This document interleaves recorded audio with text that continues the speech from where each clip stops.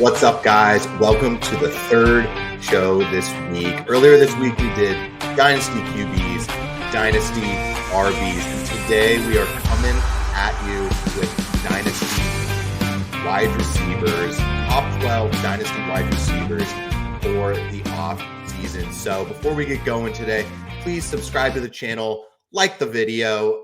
We're trying to get this thing as big as we can by the NFL draft, by the off season, by the start of the season. Let's see how high we can go, and it's all very much appreciated. So top 12 Dynasty wide receivers. Let's get it kicked off. Number 12, Drake London, wide receiver for the Falcons. Wide receiver 39 in 2023, 905 receiving yards, 2 TDs, 10.9 points per game. Really a down year for someone who I see with an elite ceiling. You know, we all know the Arthur Smith experience, but he is finally gone. We have a coordinator coming over from the Rams to be the head coach, and QB coach coming over to be the offensive coordinator. So I see some changes. He already spoke about wanting to really build that offense around Bijan and London in the press conference. So I'm pretty hyped. Let's see if they can figure out quarterback. But I think for the future, I think this means good things for Drake London. He's built like an absolute alpha, and I think he's going to get some TDs every year, and that's going to regress up, right? 2 TDs for a guy of that body frame is just not going to happen on a year-to-year basis. So I think wide receiver 12, I love Drake London here as an upside play. Number 11, Devonta Smith, probably the safest guy at the bottom end of this category. I mean, is he ever going to be wide receiver 1, 2? Probably not if he's paired with A.J. Brown, but this dude is just a mega stud, just kind of stuck as the wide receiver 2 on his own team. But another year, another 7 TDs, another 1,000-yard season, 14.22 points per game. The perfect guy to have as your wide receiver 2, wide receiver 3 in a dynasty league. He is safe, and he goes through these stretches where he does play like a wide receiver 1, and I really don't mind that, right? He goes through stretches where he'll win you a bunch of games, and then he might slow off a little bit, but that's when your other players can kind of step up, and that's going to happen with kind of like the ebbs and flows of a dynasty roster. Number 10, Tyreek Hill. This is a super tough one to rank, man. Like, if he holds himself to his word that he is going to retire pretty soon, you know, maybe you only get 1-2 more years out of Tyreek Hill, but he's just such an elite asset and league winner that you got to build that upside in, that if you're trying to win, there aren't really too many players above Tyreek Hill that are going to help you in a single season sense. Wide receiver 2 last year, almost 1,800 yards, 13 TDs, 23.52 points per game. Absolutely nuts. What else can I say about him, man? There's really no one like him in the NFL. He's in the perfect offense for him to really just get peppered with targets, yards, TDs, everything. Now, his teammate up here at number 9, Jaylen Waddle. I think this next year is really big for Jaylen Waddle. He had 2 really strong seasons to start his career off. Last year was kind of a down year, but Tyreek Hill was going off a lot. Waddle kind of got banged up a couple times. I never really felt like he got in the groove. So let's see this next year if they can kind of get back to using them more like a tandem instead of it being the Tyreek Hill show. You know, some of this rank is based off Tyreek Hill potentially leaving. And if Mike McDaniel is still there, I think Waddle could probably really ascend to be even a more elite asset, because I do still think he's a very good player. Wide receiver 8 here, Chris Olave. Very similar to that Devonta Smith kind of build, where I think he's a good player, but we'll see if he has that elite upside. We haven't really seen it yet, mostly due to QB play. He hasn't really had a stud throwing him the ball, but wide receiver 19, over 1,000 yards, 5 TDs, almost 15 points per game. Great route runner, great safe asset in a PPR league, and just young, right? I mean, it does really ascend with some of these wide receivers that being young is going to keep them high on this list as long as they're producing at a pretty solid rate. Now, there's a reason that the elite wide receivers are so tough to go get, and it's because the tier right after them, there's so many of them. There are 5 or 6 guys that almost could have been these top 12 wide receivers. You know, that Ayuk, Flowers, both of the Texans guys, DJ Moore. It gets really tough, and there's a big grouping, which is why it's so hard to break into that elite tier for dynasty wide receiver.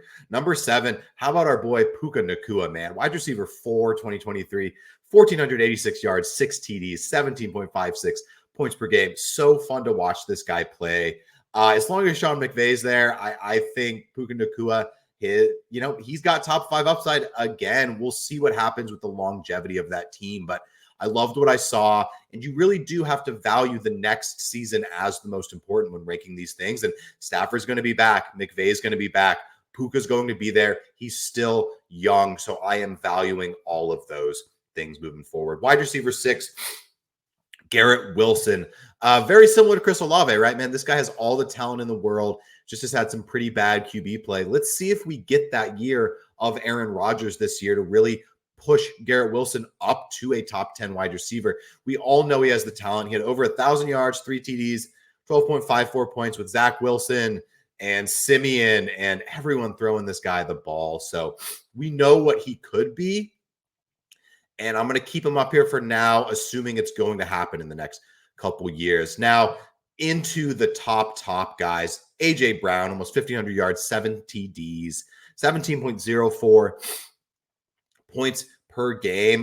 With the Eagles, Jalen Hurts just feeding him the ball, man. He is their number 1 wide receiver as much as I love Devonta Smith. This guy goes on stretches that really only elite guys can. You know, he had that stretch of over 150 yards receiving in like 4 or 5 straight games. Like, that's crazy. This guy is just a physical beast. And it's not easy to acquire someone like A.J. Brown, and it's for a reason. He has the weekly upside to win you your game. And he is he's middle-aged. He's not old yet, so I still think he has plenty of years left. Number 4, Amon-Ra St. Brown, one of the best route runners in the NFL. 1,515 yards, the wide receiver 3 last year, 10 TDs, over 20 points per game. So one of the few that did eclipse that mark. I mean, what can we say about Amon-Ra? Jared Goff loves throwing him the ball. He's involved in the game plan. He was able to succeed even with Gibbs, Montgomery, Laporta getting there. So I think that's a very good thing to know, that he can be a part of an offense and still put up these elite numbers. So good luck trying to buy Amon-Ra St. Brown from someone. Number 3, and this is where it gets really tough. I almost wanted to have Lamb up at my wide receiver 2, but I do have these top 3 guys in a tier of their own. So take that to mean what it will. But the wide receiver 1 with 1,750 yards, 12 TDs, 23.72 points per game. The dude had an amazing season. Dak Prescott finds him all the time. I'm a huge CeeDee Lamb fan. We'll see what happens next year. It's very hard to repeat as the number 1 player at your position, as we've seen in the past, just because a little luck, a little randomness is going to come into play.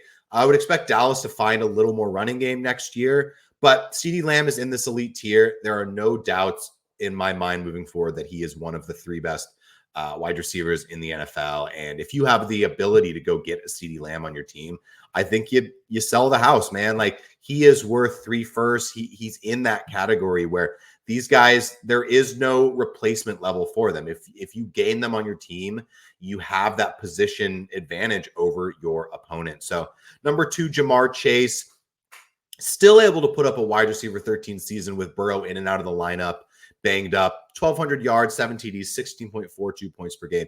We know this dude has all the talent in the world. I think last year was just a little funky with Burrow starting off slow because of his injury and then finishing the season on IR. So let's kind of wipe that from our memory and know moving forward, these 2 guys paired together is an elite pairing for your dynasty team.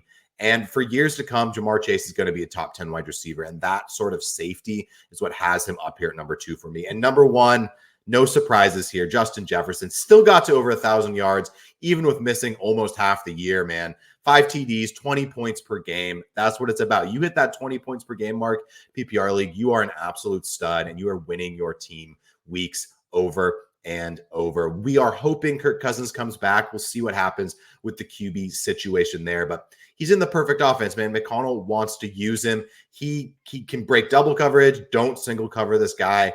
I mean, what else can we really say? Justin Jefferson is the wide receiver 1 in a dynasty league.